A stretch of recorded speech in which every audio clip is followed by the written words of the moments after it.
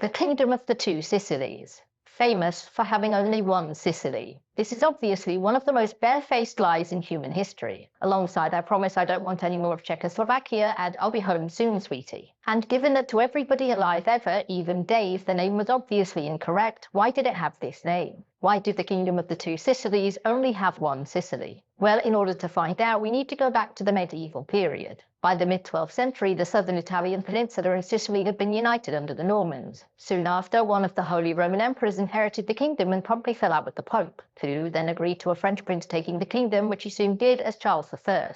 And 20 years later, the people on Sicily came to a realization. This king kind of sucks, and so, rebellion. The rebels asked for protection from King Peter of Aragon, who was happy to accept free land and peasants to work it. This obviously led to war between the two kings, and Charles challenged Peter to a duel, which Peter accepted on the condition that it be held in English-held France and King Edward I of England referee it.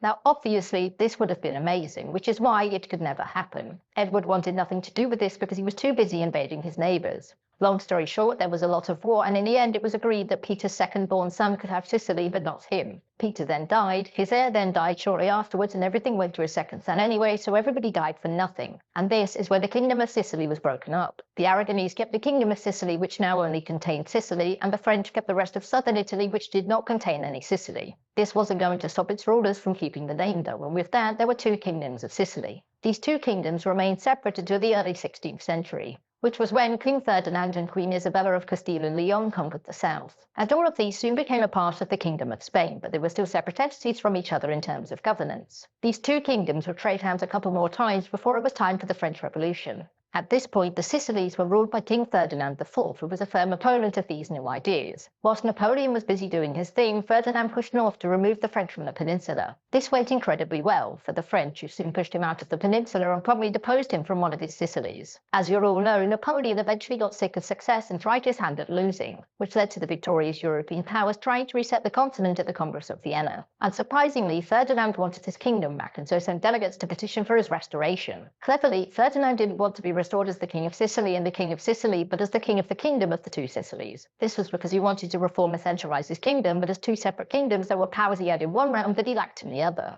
With his restoration to a brand new kingdom, he could rewrite the constitution and centralize power, and this would be backed by the great powers. And so, after this, the Kingdom of the Two Sicilies would remain a part of the European family until its eventual conquest into Italy 45 years later, thereby ending perhaps the worst named kingdom ever.